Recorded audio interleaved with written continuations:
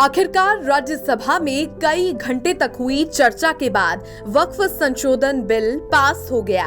गुरुवार पूरे दिन एनडीए और इंडिया ब्लॉक के सांसदों के बीच जोरदार बहस हुई। राज्यसभा में बिल के विरोध में 95 वोट पड़े और बिल के पक्ष में 128 वोट पड़े। इससे पहले बुधवार को लोकसभा में वक्फ बिल पास हुआ था। दोनों सदनों से बिल पास होने के बाद बिल अब राष्ट्रपति के पास भेजा जाएगा। राष्ट्रपति की मंजूरी के बाद ये बिल कानून की शक्ल ले लेगा। विपक्ष मोदी सरकार पर आरोप लगा रहा था कि इस बिल के जरिए सरकार वक्फ की संपत्ति जब्त करना चाहती है। वहीं बीजेपी का दावा है कि विपक्ष मुसलमानों को अपने सियासी फायदे के लिए गुमराह कर रहा है।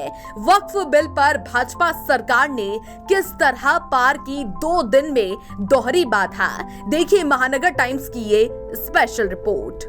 बीजेपी ने लोकसभा के सहयोगियों को किया राजी। बिल को पारित कराने के लिए मोदी सरकार ने 2 बड़ी बाधाओं को पार किया और सबसे पहले लोकसभा में सहयोगी जेडीयू और टीडीपी को राजी किया और फिर राज्यसभा में लंबी बहस के बाद बिल को आसानी से पारित करा दिया।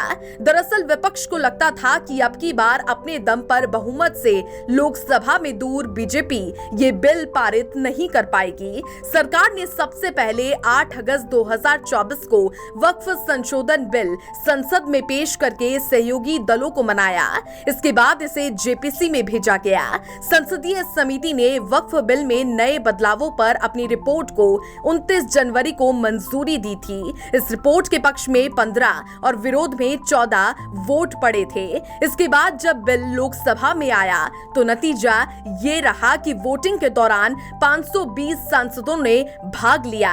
288 ने पक्ष में और 232 ने विपक्ष में वोट डाले। मुस्लिम संगठनों के विरोध के बावजूद सरकार के साथ खड़े रहे नीतीश नायडू। विपक्ष को ये लग रहा था कि बिहार में नीतीश कुमार और आंध्र प्रदेश में चंद्रबाबू नायडू के सांसदों के भरोसे चलती सरकार वक्फ पर फैसला लेने में हिचकिचाएगी, लेकिन 240 सीट के साथ भी संसद में बीजेपी वैसी ही दिखी जैसे 303 सीट के साथ रही। 12 घंटे से भी ज्यादा वक्त तक चली मैराथन बहस के बाद वक्फ संशोधन बिल के पक्ष में सरकार विपक्ष पर भारी रही। नीतीश कुमार और चंद्रबाबू नायडू ने डटकर विपक्ष और मुस्लिम संगठनों के दबाव के बावजूद सरकार का साथ दिया।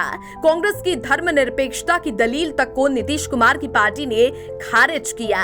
नीतीश कुमार जो कि धर्मनिरपेक्षता की दलील देकर 2014 में मोदी के दिल्ली पहुंचने से पहले एनडीए से अलग हुए, जो हिंदू राष्ट्र की बात पर संविधान की दलील देते रहे, उन नीतीश कुमार की पार्टी ने खुलकर वक्फ संशोधन बिल पर संसद में सरकार का साथ दिया। बीजेडी ने अंतिम समय में मारी पलटी। वक्फ संशोधन विधेयक 2024 पर उड़ीसा के पूर्व मुख्यमंत्री नवीन पटनायक की पार्टी बीजू जनता दल बीजेडी ने अपने रुख में बदलाव किया। बीजेडी ने इससे पहले इस बिल का कड़ा विरोध किया था और इसे अल्पसंख्यकों के हितों के खिलाफ बताया था और बाद में अपने सांसदों को इस पर वोटिंग के दौरान स्वतंत्र निर्णय लेने की अनुमति दे दी। बीजेडी ने साफ कर दिया था कि पार्टी इस बिल पर कोई विहिप जारी नहीं करेगी और राज्यसभा में उसके सांसद अपनी अंतरात्मा की आवाज सुनकर अपनी मर्जी से मतदान कर सकते हैं। राज्यसभा में अतिरिक्त सांसदों का मिला साथ।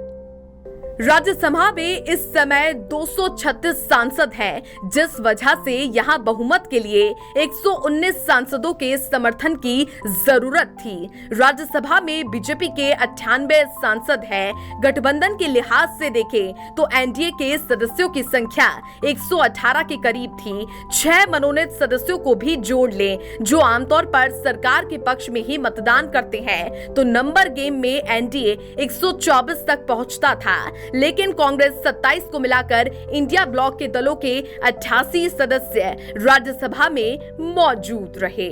गौर करने वाली बात ये थी कि बीजेपी के 2 और टीडीपी के 1 सांसद मतदान के दौरान गैर हाजिर रहे थे, लेकिन बावजूद इसके ये तो बीजेपी की रणनीति का ही कमाल था कि राज्यसभा में बिल के पक्ष में 128 वोट पड़े, जबकि 95 सदस्यों ने इसके विरोध में वोट दिया।